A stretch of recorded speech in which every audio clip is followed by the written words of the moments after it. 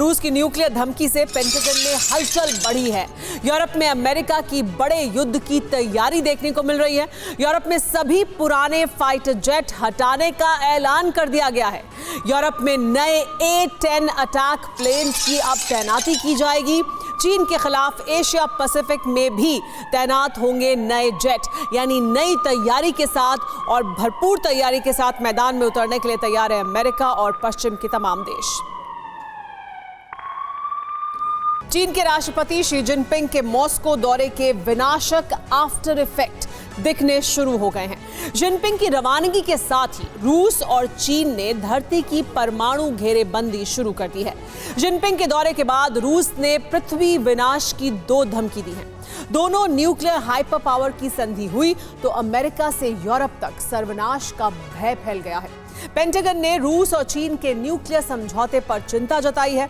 Hypersonic nuclear race में रूस और चीन अमेरिका पर हावी हो रहे हैं। जर्मनी और पोलैंड ने कहा है कि अगर रूस चीन ने साझा युद्ध छेड़ दिया तो पूरा नेटो संगठन भी मिलकर यूरोप और अमेरिका को नहीं बचा पाएगा। क्या है चीन रूस का परमाणु घेरेबंदी का प्लान? देखिए ये रिपोर्ट। मॉस्को में जब पुतिन और जिनपिंग रेड कारपेट पर चल रहे थे, तब विश्व मंच पर यह संदेश दिया जा रहा था कि रूस युद्ध में अकेला नहीं है, बल्कि युद्ध में 2 हाइपरसोनिक पावर एक साथ उतर गए हैं।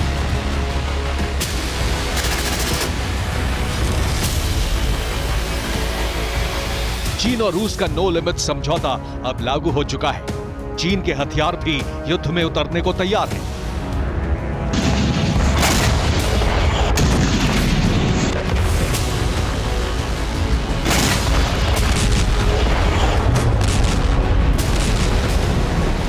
जिनपिंग का रूस दौरा खत्म होते ही क्रेमलिन ने युद्ध का स्वरूप बदलने के संकेत जारी कर दिए हैं। मॉस्को से जिनपिंग का विमान रवाना होते ही सिक्योरिटी काउंसिल के डिप्टी चेयरमैन दिमित्री मेदवेदेव ने अमेरिका और यूरोप के विनाश की धमकी जारी कर दी है।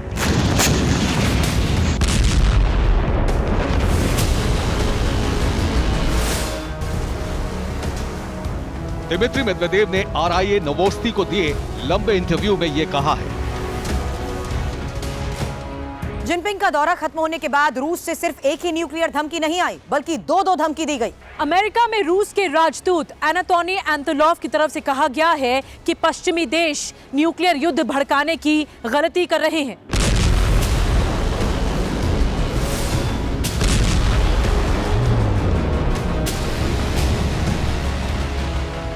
एंतोनोव ने कहा है कि अमेरिका की अगुवाई में वेस्टर्न ब्लॉक खतरे की सीमा लांघ चुका है। इस सीमा रेखा के पार न्यूक्लियर विनाश तय है। अमेरिका मानवता को न्यूक्लियर खतरे की खाई में ढकेल रहा है।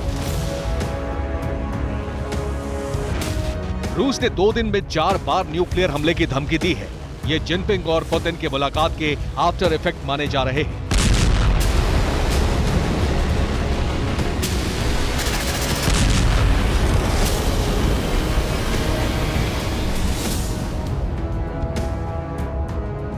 अमेरिका मीडिया सूत्रों के हवाले से कह रहा है कि चीन और रूस के न्यूक्लियर समझौते से पेंटागन की चिंता बढ़ गई है।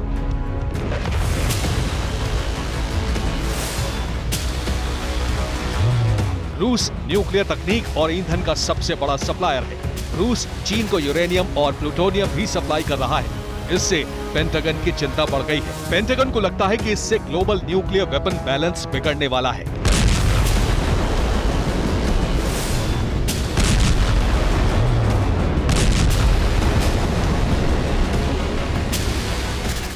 सीधे शब्दों में बात यह है कि चीन और रूस के न्यूक्लियर गठबंधन से अमेरिका न्यूक्लियर वेपन के मामले में पिछड़ रहा है। चीन और रूस दोनों ही हाइपरसोनिक पावर्स हैं और इसी गठबंधन से अमेरिका की न्यूक्लियर सुप्रीमेसी खत्म हो रही है।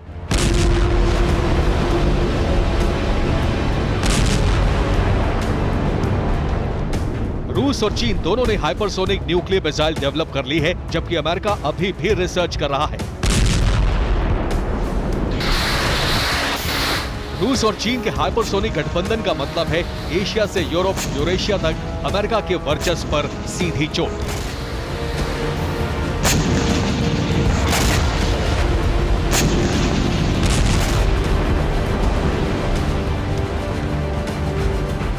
अमेरिका के सामने दोहरे वॉर फ्रंट का संकट खड़ा हो गया है। पूर्व CIA एजेंट के मुताबिक अमेरिका ने रूस चीन के खिलाफ डबल फ्रंट वॉर की तैयारी शुरू कर दी है। अमेरिका नहीं चाहता कि रूस चीन मिलकर ग्लोबल पावर बने।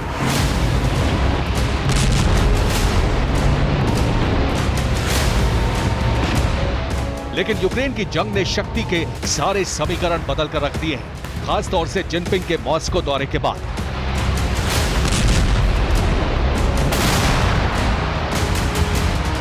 मार्च में जिनपिंग का दौरा प्रस्तावित था और इसी महीने रूस ने शक्ति प्रदर्शन शुरू कर दिया।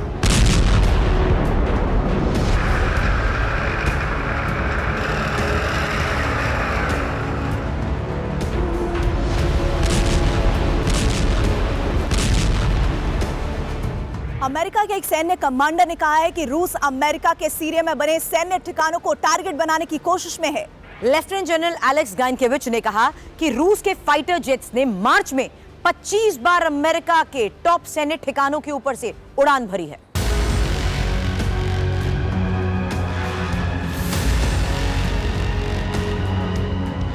रूस और अमेरिका के बीच 4 साल पहले एक दूसरे के ग्लोबल सैन्य ठिकानों से दूर रहने का समझौता हुआ था, लेकिन जिनपिंग के दौरे से पहले ही रूस ने अपने फाइटर जेट प्रतिबंधित एयर स्पेस में भेजकर ये समझौता तोड़ दिया।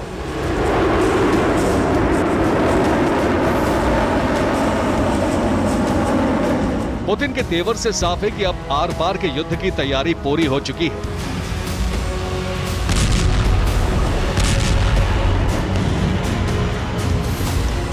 युद्ध सिर्फ यूक्रेन में नहीं बल्कि अलास्का, अरब से लेकर एशिया तक छिड़ेगा।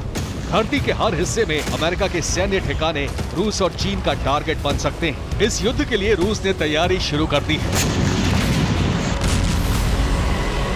रूस ने इस साल अपने सभी एयर डिफेंस सिस्टम अपग्रेड करने का टारगेट रखा है। मॉडर्न एयर डिफेंस सिस्टम रूस के सैन्य ठिकानों पर लगाए जाएंगे।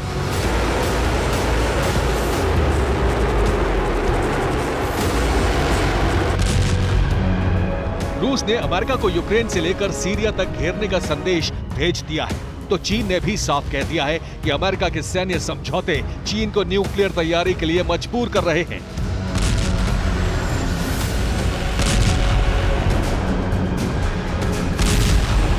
चीन ने कहा है कि ऑकस समझौता परमाणु अप्रसार संधि के लिए खतरा है।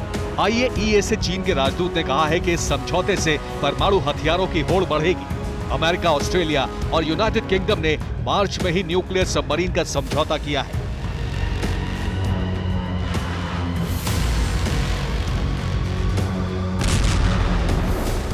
ये चीन के खिलाफ ऑस्ट्रेलिया को मजबूत करने के लिए किया गया है। चीन ने अब इस समझौते पर ऐतराज जताते हुए न्यूक्लियर रेस शुरू कर दी है और रूस न्यूक्लियर हमले की 4 धमकी जारी कर चुका है।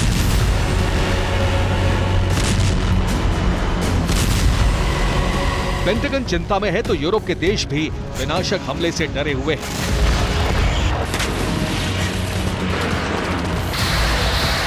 पोलैंड ने कहा है कि रूस चीन का गठजोड़ बहुत खतरनाक है। जर्मनी में युद्ध के खतरे पर एक सर्वे कराया गया। सर्वे में हिस्सा लेने वाले 63% जर्मन ने कहा कि युद्ध हुआ तो जर्मनी तबाह हो जाएगा।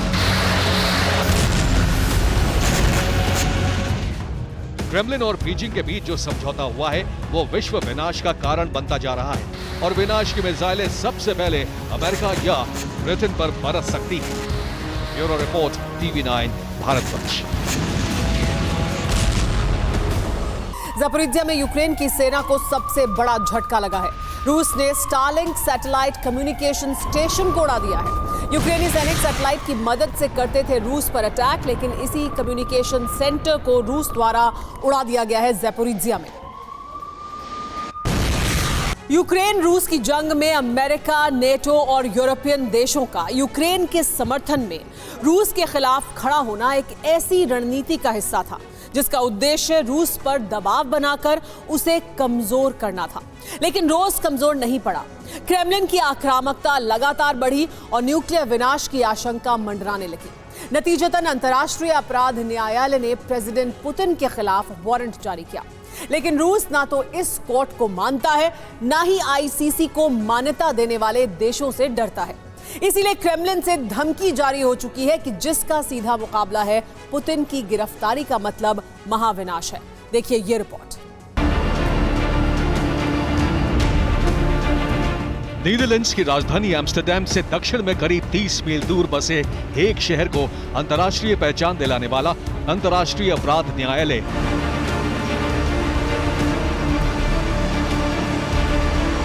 वो केंद्र जिसे शक्तियों को नियंत्रित करने के लिए मान्यता दी गई है।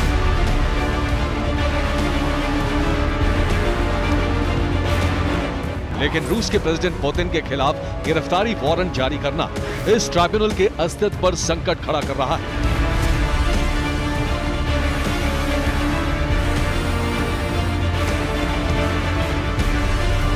पुतिन के खिलाफ वारंट आरोपों पर तय है दंड।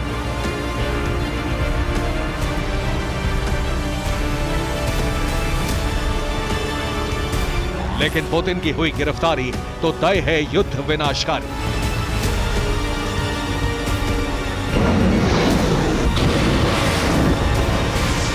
रूस की तरफ से इंटरनेशनल क्रिमिनल कोर्ट को सीधी धमकी जारी करते हुए महाविनाशक जंग का माहौल बना दिया गया है।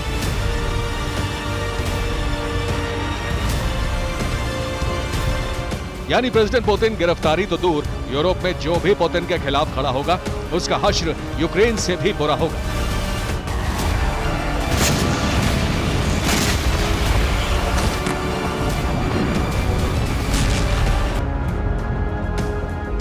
रूस की तरफ से जारी की गई ये आधिकारिक धमकी है। हालांकि इसमें जर्मनी का नाम इसलिए है क्योंकि जर्मनी के न्याय मंत्री मार्को बुशरमैन ने हाल ही में आईसीसी के गिरफ्तारी वारंट को लेकर एक बड़ा बयान दिया था।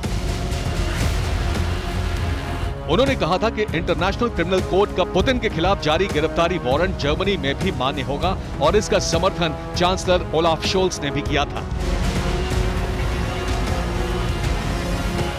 लेकिन इसका यह मतलब नहीं है कि रूस का फोकस सिर्फ जर्मनी पर है, बल्कि फोकस हर उस देश पर है जो यूक्रेन की जंग में रूस के खिलाफ है।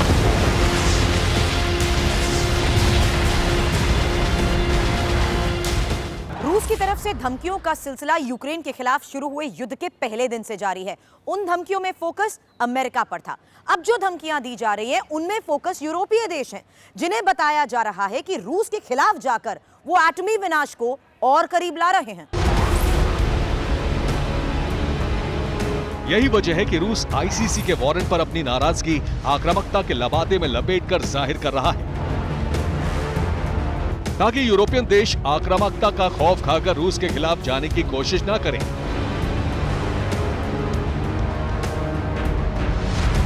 लेकिन सवाल यह है कि रूस के खिलाफ यूरोप में ऐसा माहौल बना कैसे? जवाब है अमेरिका की अपील से।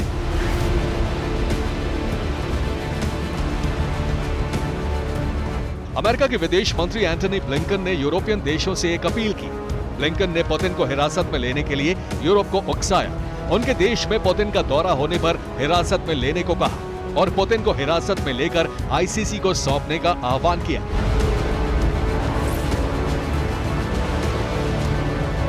सिर्फ इतना ही नहीं, उन्होंने सीनेट में यूरोपियन सहयोगियों को पुतिन को आईसीसी को सौंपने के लिए प्रोत्साहित करने का वचन भी दिया, जिसके बाद रूस की तरफ से पहले तो यूरोपियन देशों के खिलाफ खुली धमकी जारी हुई और फिर इंटरनेशनल क्रिमिनल कोर्ट के खिलाफ भी रूस ने अपना रुख सख्त कर लिया। एक ऐसी धमकी आईसीसी के खिलाफ जारी हुई जिसकी कल्पना ने ही यूरोप और अमेरिका को दहला दिया।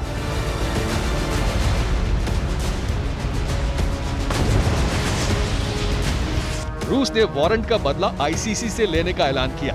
दावा किया कि आईसीसी में बैठे जज और रूस की मुखालफत करने वाले खतरे में हैं। नीदरलैंड्स का एक शहर रूस के निशाने पर बताया गया। खुली चेतावनी दी गई कि रूस की हाइपरसोनिक मिसाइल हेग को नष्ट कर देगी।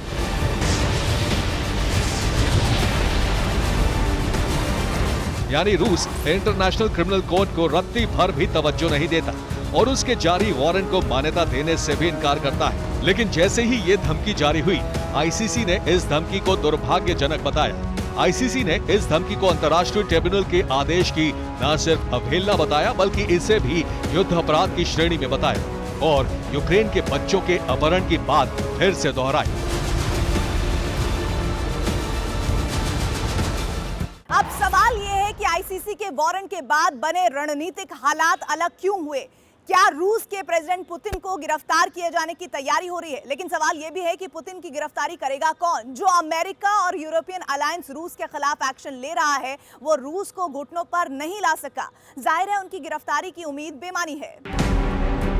यानी पुतिन के खिलाफ एक्शन लेना आसान नहीं है। इसका सीधा मतलब है कि अगर गलती से भी किसी ने पुतिन के खिलाफ कोई एक्शन लिया या धोखा देकर उन्हें गिरफ्तार करने की कोशिश की तो महातबाही तय है। रूस न्यूक्लियर हथियारों का इस्तेमाल करने से गुरेज नहीं करेगा। रूस की हाइपरसोनिक मिसाइल के टारगेट पर कई देश आ जाएंगे।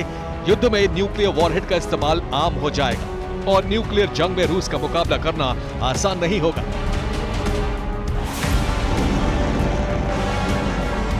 दिमित्री मेदवेदेव ने भी अपनी धमकी में यही समझाने की कोशिश की है, जिसमें पहला टारगेट जर्मनी होगा, जिसे जंग में रूस के खिलाफ प्रत्यक्ष हिस्सेदार मान लिया गया है।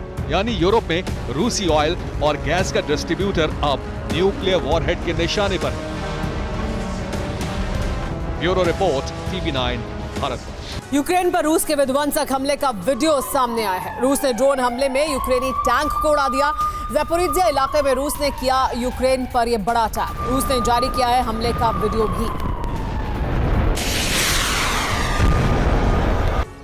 जब युद्ध हुआ है, हर मुल्क अपनी रक्षा के लिए, दुश्मन पर प्रहार के लिए ज्यादा से ज्यादा एडवांस और हाईटेक हथियारों का इस्तेमाल करता है ताकि वॉर जोन में उसका दबदबा बना रहे। मगर आप ये जानकर हैरान रह जाएंगे कि रूस ने यूक्रेन के खिलाफ युद्ध में दशकों पुराने वेपन्स को वॉर जोन में उतारा, वो भी सैकड़ों की तादाद में। दरअसल 50 के दशक में यूएसएसआर ने करीब 60,000 से ज्यादा मेन बैटल टैंक तैयार किए, क्योंकि उस दौरान यूएसएसआर का अमेरिका से शीत युद्ध का आगाज हो चुका था। मगर आज उन्हीं सोवियत एरा के टैंकों को पुतिन बैटल ग्राउंड में उतार चुके हैं, वो भी यूएस नेटो के लेपर्ड, चैलेंजर, अब्राम जैसे विध्वंसक टैंकों के सामने। आखिर क्या है प्रेसिडेंट की टी सीरीज वाली युद्ध नीति, आप भी देखिए।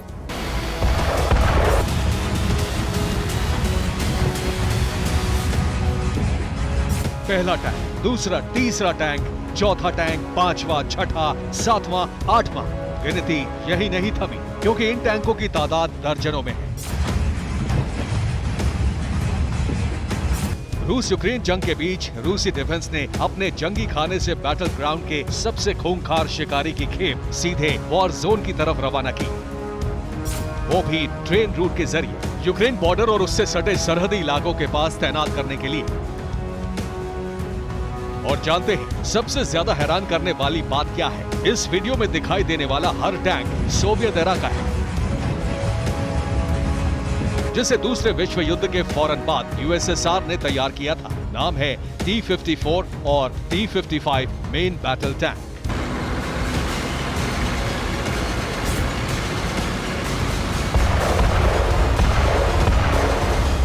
अब सवाल यह है कि जहां एक तरफ अमेरिका और नेटो के देश यूक्रेन को modern main battle tank supply कर रहे हैं, अब्राम्स, लेपर्ड और चैलेंजर जैसे विस्फोटक टैंक रूसी फौज पर कहर बरपाने के लिए आमादा हैं। ऐसे में पुतिन ने 50 के दशक में तैयार हुए टैंकों को वॉर जोन में क्यों उतारा? क्यों सोवियत एरा टैंकों को यूक्रेन के खिलाफ इस्तेमाल करने का प्लान बनाया? क्या रूस के मॉडर्न एडवांस टैंक तबाह हो चुके हैं? क्या रूसी डिफेंस के पास T-90 जैसे टैंकों का गोला बारूद खत्म हो चुका है? यकीनन रूस यूक्रेन युद्ध के सेकेंड राउंड में सोवियत टैंकों की एंट्री से जुड़ा प्लान आप जानेंगे तो हैरान रह जाएंगे, क्योंकि पुतिन ने T-54 और T-55 टैंकों को बैटल ग्राउंड में इसलिए उतारा है ताकि इन टैंकों के जरिए 100 मिलीमीटर के शेल्स का युद्ध में इस्तेमाल हो, ज्यादा इन्फेंट्री वाले इलाके में सोवियत एरा टैंकों की तैनाती हो, रूसी कब्जे वाले इलाकों में T-54 और T-55 टैंक तैनात हो। सोवियत टैंकों के आने से एडवांस टैंक बैटलफील्ड में भेजे जाएं। जैसे जैसे गर्मी बढ़ेगी वैसे वैसे युद्ध की आग तेजी से भड़कने वाली है। ऐसे में पुतिन ने वक्त से पहले ही पुख्ता तैयारी कर ली है, क्योंकि रूस के खिलाफ महाशक्ति अमेरिका और नेटो के देश सबसे घातक टैंकों को कीव भेज रहे हैं।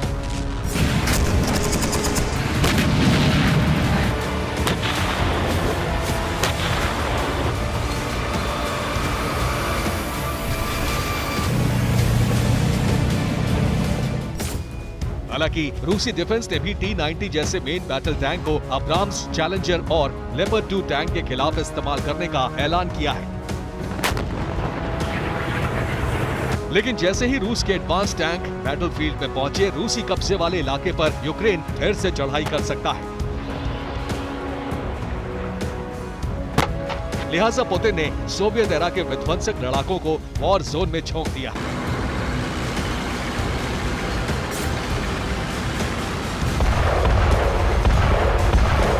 पुतिन का ये फैसला इसलिए भी सॉलिड है क्योंकि भले ही यूक्रेन और बाकी मुल्क सोवियत एरा के इन टैंकों को कमजोर समझ रहे हो, घिसा पेटा या फिर कबाड़ समझ रहे हो, मगर हकीकत इससे ठीक उलट है। क्योंकि भले ही रूसी डिफेंस ने इन टैंकों को 50 के दशक में बनाया हो, लेकिन ताकत के मामले में ये मौजूदा दौर के टैंकों से कतई कम नहीं है। आखिर कैसे, ये भी जान लीजिए।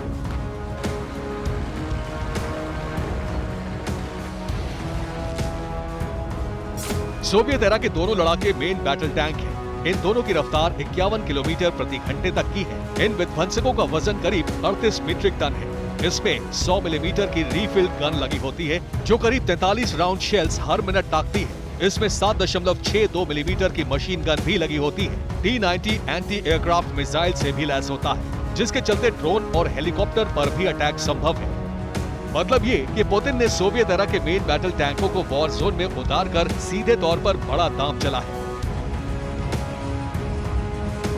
ताकि दुश्मन मुल्क इन टैंकों को कमजोर आंकने की जरूरत करें और ये विध्वंसक बैटल ग्राउंड में अपने बारूदी ट्रेलर से कोहराम मचा दें। आज क्रीमिया में महाविनाश का सायरन बज गया। क्रीमिया वो जगह है जो तीसरे विश्व युद्ध का एपिसेंटर बनने जा रही है। रूस के इस इलाके पर यूक्रेन हमला करने वाला है। सेवेस्तोपोल में यूक्रेनी फोर्स ने ड्रोन स्ट्राइक करने की कोशिश की, लेकिन यह हमला नाकाम हो गया। यूक्रेन की यही वो दुस्साहस है जिसकी वजह से पुतिन किसी भी वक्त एटम बम फोड़ सकते हैं। अगर ज़ेलेंस्की सेना ने क्रीमिया पर आक्रमण किया तो रूस क्या करेगा? मॉस्को की तैयारी क्या है? जवाब हमारी एक्सक्लूसिव वॉर रिपोर्ट में। रूस का क्रीमिया महायुद्ध की वजह बनने जा रहा है।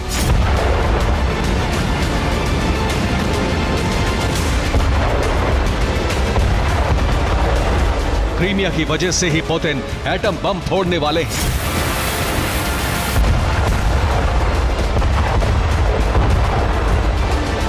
क्रीमिया वॉर का एपिसेंटर बन चुका है।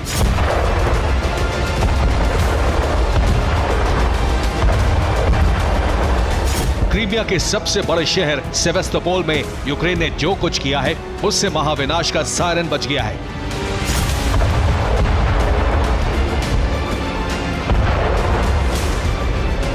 ये पोर्ट सिटी सेवेस्तोपोल में यूक्रेन के हमले की तस्वीर है। यूक्रेन ने सेवेस्तोपोल को ड्रोन हमले से दहलाने की कोशिश की, लेकिन रूस ने उसके हमले को नाकाम कर दिया।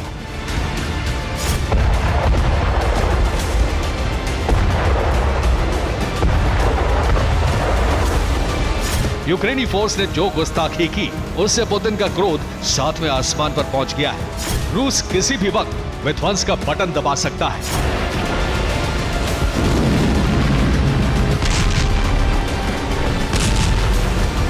ज़ेलेंस्की सेना सेवेस्तोपोल को हिट करना चाहती है और हाल फिलहाल में उसकी सेना ने कई ड्रोन अटैक की कोशिश भी की है। सवाल यही है कि आखिर यूक्रेन सेवेस्तोपोल पर बार बार हमला क्यों कर रहा है? ज़ेलेंस्की और उनकी आर्मी का प्लान क्या है? डिफेंस एक्सपर्ट्स का दावा है कि असल में यूक्रेन सेवेस्तोपोल को टारगेट कर क्रीमिया अटैक का दरवाजा खोल रहा है।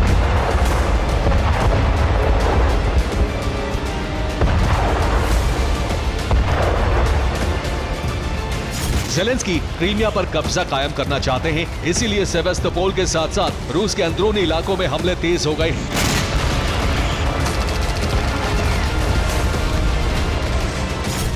मार्च को यूक्रेन ने रूस की ब्रांस्क में भी हमला किया था।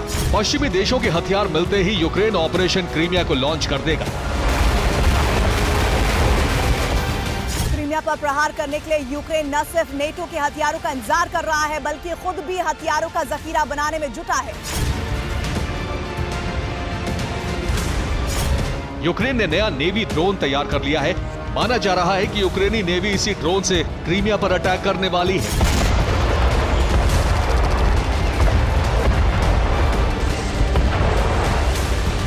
यूक्रेन अब रूस के अंदर बड़ा हमला करने की फिराक में है। उसके टारगेट पर रूस की राजधानी मॉस्को है, इसलिए रूस ने मॉस्को के एयर डिफेंस सिस्टम को मजबूत करने का फैसला किया है।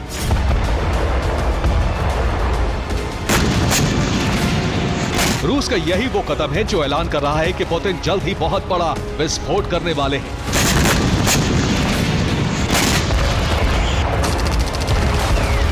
पुतिन पहले अपने बड़े शहरों को एयर डिफेंस सिस्टम का सुरक्षा कवच दे रहे हैं। ज़ेलेंस्की सेना जिस भी वक्त क्रीमिया पर हमला करेगी, उसी वक्त एटमी जलजला आ जाएगा।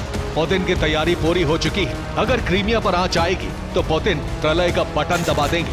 रूस यूक्रेन का नामो निशान मिटा देगा। अगर बीच में नेटो आया तो रूस उससे भी टकराने के लिए रेडी है। Bureau report, TV9 Bharatvarsh. Europe में रूस एक साल से युद्ध लड़ रहा है, तो अब एशिया में एक नया वॉर फ्रंट खुलने का खतरा बढ़ गया है। रूस ने जापान के खिलाफ ऑफेंसिव और डिफेंसिव तैयारी पूरी कर ली है। रूस ने जापान के नजदीक एक आइलैंड पर अपना एयर डिफेंस सिस्टम और फाइटर जेट तैनात कर दिए हैं। जापान इस आइलैंड पर अपना दावा करता है, लेकिन ये रूसी क्षेत्र है। रूस की तैनाती जापान के लिए सीधा खतरा मानी जा रही है। 21 मार्च को जापान के पीएम फुमियो किशिदा के कीव दौरे के बाद रूस जापान के बीच तनातनी बढ़ गई है। तो क्या वर्ल्ड वॉर 3 उसी देश से शुरू होने वाला है जहां वर्ल्ड वॉर 2 खत्म हुआ था? जैसा बारूद यूक्रेन में बरस रहा है, वैसा बारूद अब जापान में बरसने का खतरा बढ़ गया है।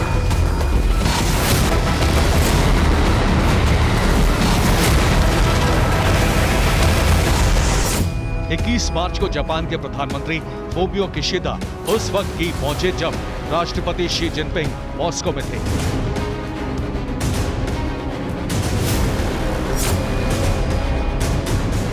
उसी दिन से रूस और जापान के बीच तनातनी बढ़ गई। जैसे ही किशिदा यूक्रेन के साथ समर्थन का प्रदर्शन करने पहुंचे तो रूस ने जापान सागर में शक्ति प्रदर्शन शुरू कर दिया।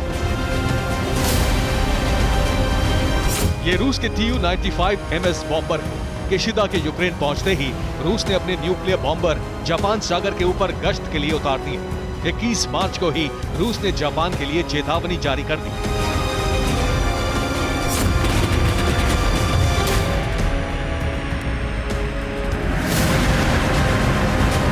डिप्लोमेसी से शुरू हुई जंग के अब बारूद में बदलने का खतरा बढ़ता जा रहा है।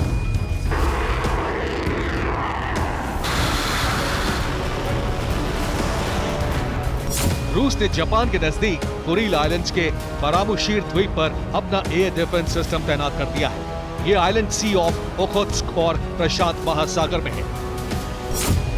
कुरिल आइलैंड्स पर रूस ने डिफेंस मिसाइल सिस्टम की पूरी डिवीजन तैनात की है। यहाँ Bastian coastal defence missile system लगाए गए।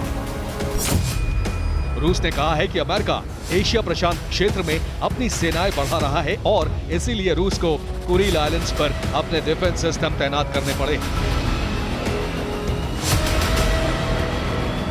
जापान सागर में युद्ध का खतरा बढ़ता जा रहा है और युद्ध की चिंगारी कुरिल आइलैंड से भड़क सकती है। कुरिल आइलैंड्स पर रूस ने वर्ल्ड वॉर 2 में कब्जा कर लिया था। हालांकि जापान इन पर अपना दावा करता रहा है। जापान यहां रूसी सेना की मौजूदगी को अपने लिए बहुत बड़ा खतरा बताता रहा है और इसीलिए रूस को विवादित क्षेत्र खाली करने का दबाव बनाता रहा है। जापान ने रूस और नॉर्थ कोरिया के बढ़ते खतरे को देखते हुए अपना डिफेंस बजट बढ़ाया। अब अपनी सेना को अपग्रेड करने का मिशन छेड़ दिया है। जापान रूसी हाइपरसोनिक मिसाइलों को रोकने के लिए एक कॉम्बैट मिसाइल सिस्टम तैयार कर रहा है। इसका कॉन्सेप्ट वीडियो तैयार कर लिया गया है। ये वीडियो जापान की acquisition technology and logistics agency ने जारी किया है। इसके अलावा भी जापान जंग की बड़ी तैयारी कर रहा है। जापान हाइपरसोनिक ग्लाइड व्हीकल के ग्राउंड टेस्ट कर रहा है। इसमें स्क्रैम जेट इंजन लगाया गया है। जापान एसएसएम मिसाइल का लॉन्ग रेंज वर्जन तैयार कर रहा है। अमेरिका से जैसम मिसाइल खरीद रहा है। नॉर्वे से कई हजार जीएसएम मिसाइलों का सौदा कर रहा है।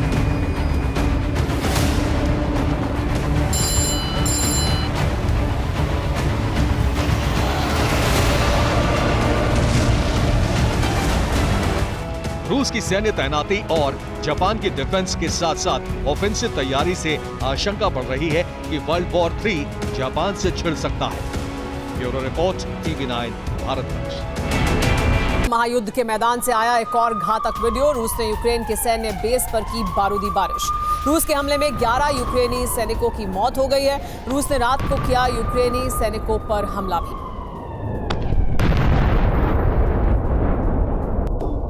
अमेरिका यूक्रेन की हर तरह से मदद कर रहा है। यही वजह है कि युद्ध की शुरुआत से ही अमेरिका और रूस के बीच तनाव है।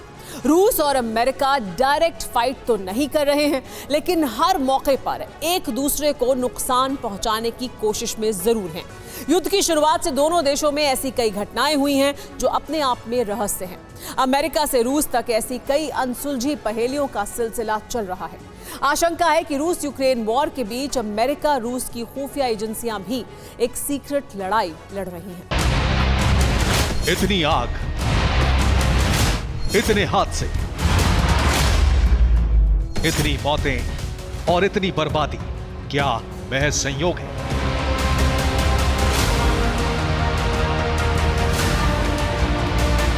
आखिर युद्ध शुरू होने से पहले ऐसा क्यों नहीं हो रहा था? आखिर मौत और हादसों का सिलसिला थम क्यों नहीं रहा है? और सबसे बड़ा सवाल कि ये तमाम घटनाओं की वजह का पता क्यों नहीं चल पाता है? आखिर वो कौन है जो रूस में हत्याएं करवा रहा है? वो कौन है जो अमेरिका में हादसे करवा रहा है? क्या ये सब दोनों देशों की खुफिया एजेंसियों की कारस्तानी है? ये तस्वीरें अमेरिका के टेक्सास की हैं। देखिए कितनी भयंकर आग लगी है। ऐसी ही आग रूस में भी कई बार आप देख चुके हैं। टेक्सास के एक केमिकल प्लांट में अचानक आग लगने से अमेरिका को बहुत बड़ा नुकसान हुआ है। अमेरिका में हो रहे हादसों के आंकड़े चौंकाने वाले हैं। हर 2 दिन में अमेरिका में एक हादसा हो रहा है। कभी केमिकल से लदी ट्रेन पटरी से उतर गई, कभी केमिकल प्लांट में आग लगने की घटना हुई। हादसों की फहरिस्त बहुत लंबी है। अब रूस की तस्वीरें देखिए। ऐसा नहीं है कि आग कुछ जगहों पर लगी। रूस में रहस्यमयी तरीके से आग लगने की कई घटना युद्ध के बाद से हो चुकी है। आग से घिरी ये इमारत मॉस्को की है। यहाँ नेवी और फाइटर जेट्स के लिए उपकरण बनाए जाते थे। युद्ध के दौरान ऐसी इमारतों की अहमियत और बढ़ जाती है। रूस की नेवी को यहीं से संचार के लिए रेडियो चैनल्स के उपकरण मिलते हैं। लेकिन फरवरी में ये बिल्डिंग जल गई। आग की वजहों का पता नहीं चल सका। फरवरी में ही मॉस्को से करीब 250 किलोमीटर दूर रूस की फायर एजेंसियों का सामना एक और आग से हुआ। ये आग एक गैस पाइपलाइन में लगी। हालांकि इस आग के बारे में कहा गया कि पाइपलाइन टूटने से आग लगी, लेकिन एक ही दिन 2 जगहों पर आग ने शक जरूर पैदा किया कि ये महज संयोग नहीं हो सकता। रूस में आग लगने की तीसरी घटना देखिए। ये एक गोदाम था। यहाँ रबर से बने सामान रखे थे। कजान इलाके के इसी गोदाम में अचानक आग लग गई। वजहों का खुलासा नहीं हुआ। दिसंबर में रूस की राजधानी मॉस्को के शॉपिंग सेंटर में भी आग लग गई थी। आग लगने की ऐसी घटनाओं के साथ रूस में कई बड़े लोगों की मौत भी हुई। फरवरी 2022 के बाद से रूस में रहस्यमयी हालत में शवों के मिलने का सिलसिला जारी है। फरवरी में पुतिन के साथ काम करने वाली एक लेडी अफसर का शव मिला। महिला रहस्यमय तरीके से 16वीं मंजिल से गिर गई। इससे पहले पुतिन के कई विरोधियों और करीबियों का शव भी मिल चुका है। सबसे अहम तो ये कि रूस के बड़े बड़े बिजनेसमैन भी अचानक हादसों के शिकार हुए और उनकी मौत हो गई। चुन चुनकर रूस के अरबपतियों को किसने मारा, ये बड़ा सवाल है। अलग अलग एक्सपर्ट्स की अपनी अलग राय है। लेकिन एक शक ये भी है कि रूस में अमेरिका अपना सीक्रेट ऑपरेशन चला रहा है और पुतिन को हर तरह से नुकसान पहुंचाने की कोशिश हो रही है। दावा है कि रूस भी ऐसा ही कर रहा है क्योंकि अमेरिका में लगातार हादसे हो रहे हैं। Bureau report, TV9 Bharatvarsh. और आगे बढ़ने से पहले इस वक्त की बड़ी खबर बाखमुत से आई है। हमले की एक और तस्वीर। रूसी हमले के बाद चारों तरफ उठा धुएं का गुबार। रूस ने जारी किया हमले का वीडियो। बाखमुत से चल रही है कई दिनों में से भीषण जंग। मौजूदा वक्त में रूस यूक्रेन के बीच जंग जारी है। जो खत्म होगी या नहीं, इस पर सस्पेंस है। मगर इसी बीच दुनिया के एक और इलाके में वॉर जोन तैयार हो चुका है। 2 मुल्क एक दूसरे के खिलाफ खुद को जंग में झोंकने के लिए आमादा हैं। जानते हैं वो मुल्क कौन से हैं? आर्मेनिया और अजरबैजान, जिनके बीच 2020 में भीषण युद्ध हुआ था। वजह थी नागोर्नो काराबाख पर कब्जा। मगर अब उसी काराबाख में एक झड़प हुई है, जिसके चलते तनाव काफी बढ़ गया है। 2 साल पहले हुआ युद्ध विराम टूट चुका है। तो क्या इस बार फिर से होगा बारूदी कत्लेआम? आप भी देखिए। करीब 2 साल पहले से विध्वंसक हथियारों के साथ नागोर्नो काराबाख की सरजमीं धधक रही है। वहां फिर से बारूदी संग्राम छिड़ने की आशंका बढ़ गई है। एक बार फिर आर्मेनिया अजरबैजान के बीच भीषण युद्ध होने की आशंका प्रबल हो गई है। और जानते हैं इसके पीछे की वजह क्या है? नागोर्नो काराबाख में हुई एक झड़प।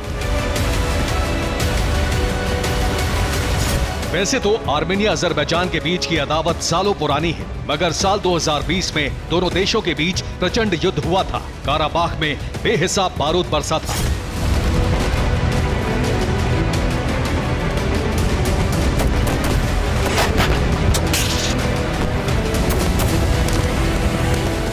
हालांकि रूस अमेरिका जैसे मुल्कों की दखलंदाजी के बाद सीज फायर हुआ, लेकिन अब फिर से दोनों देशों के बीच तनाव बढ़ गया है। आखिर क्यों, ये भी जान लीजिए।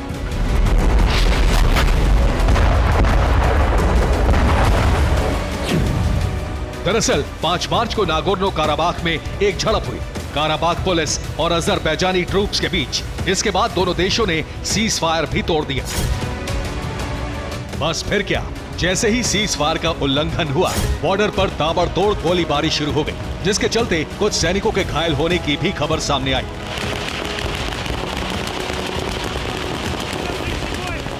मगर अब हालात बेहद ही तनावपूर्ण हो चुके हैं और आशंका जताई जा रही है कि रूस यूक्रेन जंग के बीच नागोर्नो काराबाख में भी फिर से नया वॉर फ्रंट तैयार हो सकता है।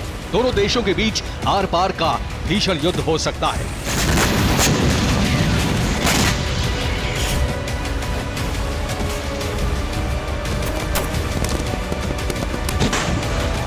साल 2020 में दोनों मुल्कों के बीच जमीनी विवाद को लेकर युद्ध छिड़ा। असल में दोनों देश का सिर्फ एक मकसद है, नागोर्नो काराबाख पर कब्जा। क्योंकि सोवियत संघ के विघटन के बाद काराबाख पर कंट्रोल अजरबैजान का हुआ, लेकिन 90 के दशक में आर्मेनिया ने नागोर्नो काराबाख के अधिकांश हिस्से पर कंट्रोल कर लिया। तब से लेकर अब तक दोनों देश इस जमीनी विवाद में उलझे हुए हैं और इस बार नागोर्नो काराबाख में हुई झड़प किसी भी वक्त युद्ध की शक्ल ले सकती है। Bureau report, TV9 Bharatvarsh. आज पुतिन ने जो कुछ किया उससे बाइडेन बुरी तरह बौखला गए हैं। पुतिन ने अपने 2 पायलट को वीरता का सम्मान दिया। रूस का यही वो पायलट प्रोजेक्ट है जिससे अमेरिका तिलमिलाया हुआ है और इसी के साथ पुतिन का वो मकसद भी पूरा हो गया जिसके लिए उन्होंने ये पायलट प्रोजेक्ट लॉन्च किया था। सवाल यह है कि अमेरिका पुतिन पर क्यों भड़क गया? रूसी पायलटों के सम्मान से वॉशिंगटन का तापमान क्यों हाई हो गया? आइए आपको भी बताते हैं। पुतिन और उनके रक्षा मंत्री ने कुछ इस तरह से अपने 2 पायलटों के साहस और पराक्रम को सलाम किया।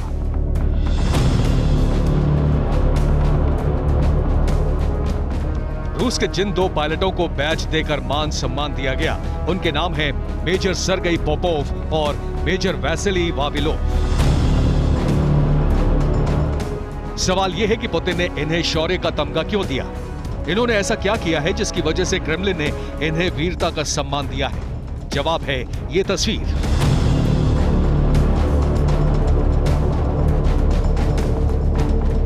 चौदह मार्च को ब्लैक सी में रूस ने अमेरिका के MQ-9 ड्रोन को मार गिराया था। इस मिशन को इन्हीं दोनों पायलटों ने अंजाम दिया था।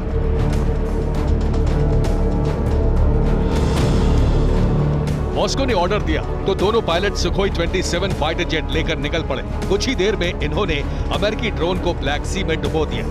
इस बात से पुतिन इतने खुश हुए कि दोनों को वीरता का तमगा दे दिया। अब ये दोनों पायलट रूस में हीरो बन चुके हैं। पुतिन ने ड्रोन गिराने वाले पायलट्स को सम्मानित किया तो अमेरिका तिलमिला उठा। पुतिन ने पायलटों को सम्मानित ही अमेरिका के जख्म पर नमक छिड़कने के लिए किया था। तो वही हुआ जो पुतिन ने सोचा था। अमेरिका भड़क गया और इस तरह पुतिन का पायलट प्रोजेक्ट सफल हो गया। Bureau report, TV9 Bharatvarsh.